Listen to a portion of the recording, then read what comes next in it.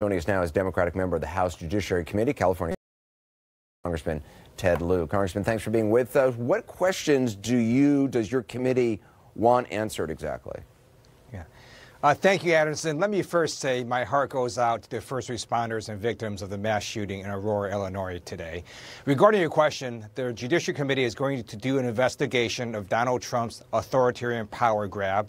The framers of the Constitution are rolling in their graves right now because they specifically gave the power of their purse to the House of Representatives. There's no way they would allow the president to override that power by declaring this fake national emergency. We're going to interview these witnesses. We want to know what basis they have for this national emergency, what kind of communications they have. We want to request documents because we believe the president and his staff are acting in violation of the Constitution. In terms of the president's comment today that he, quote, didn't need to do this, I mean, as you're well aware, the president frequently speaks off the cuff. How much weight can a comment like that hold in any kind of an investigation? One of the things that makes America great is that our courts, as well as Congress, deals with facts, and certainly statements from the president are things that we'll consider. There's also a whole host of data that Jim Acosta alluded to that shows there is no national emergency. Based on Trump administration's own data, Customs and Border Patrol have said that border apprehensions have decreased 75% from 2000 to 2018. And based on the FBI's own data, violent crime and property crime are down. And as of tonight, has the committee gotten any kind of response from the White House?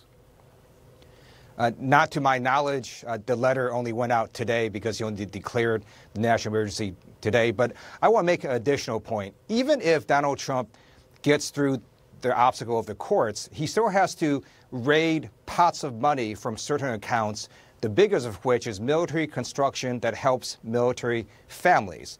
And I don't remember during the campaign that he said the wall was going to be paid for by military families. It was going to be paid for by Mexico. So he also has a really big political problem he has to deal with. That's that's where some of the money would come from, military construction that's meant to help military families.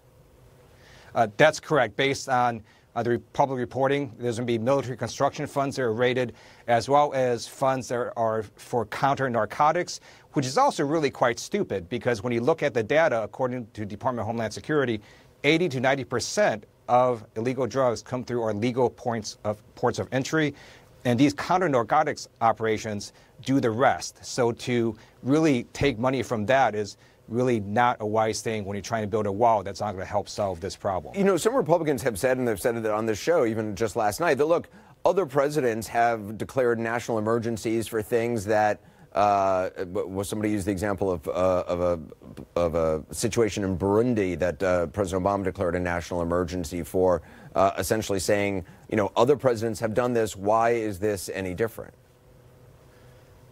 Two reasons. One is all these national emergencies, many of them dealt with foreign issues. None of it was to actually construct a large construction project.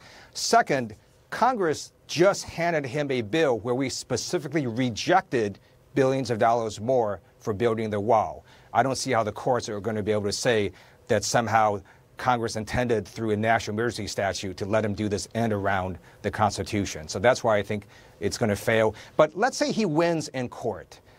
At the most, what this is going to do is give him a one-time shot of about $6 to $7 billion, and then that's it. Because from now on, every single appropriations bill that Congress writes, we're going to prohibit him from using the money for the wall. So he's never going to be able to build his $50 to $60 billion wall by doing it through this method, which is why I think he never declared national emergency 2 years ago. It is so. I mean, you know, so many Republicans who went after President Obama in the past for declaring a national emergency or doing something by executive order, they have now completely just reversed themselves and are allowing this president to do that. It's the same thing with the budget. They were all, very concerned about deficit spending, and now there's record deficits. You have seen Republicans engage in this pattern where they will say all sorts of things telling the president not to do X, and then when the president takes action X, they all come around and support him. And this is particularly disappointing when they know in their heart of hearts this is completely unconstitutional. It's weakening the power of Congress, and it's giving the president even more executive power. And by the way, in 2 years, there's another election. We could get a Democratic president, and if they want a Democratic president to have all this power, then They're going to look at this day and rue their words. Yeah. Congressman Ted Lieu, appreciate it. Thank you. Coming up.